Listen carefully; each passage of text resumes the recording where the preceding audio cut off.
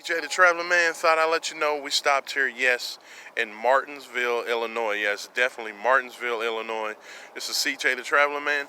As you know, we're going to be traveling every city, town, and village. Just every city, every city, town, and village in the whole state of Illinois. So spread the word. This is CJ the Traveling Man.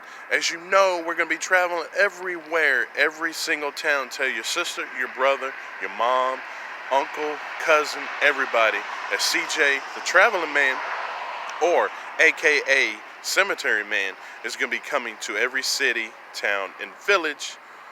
So like I said, let me say hello to everyone in Martinsville. Yes, everyone in Martinsville, Illinois. Definitely let me say hello again, one more time. As it says right here, it was established in 1833. It's small, it's friendly, and it's home of the what?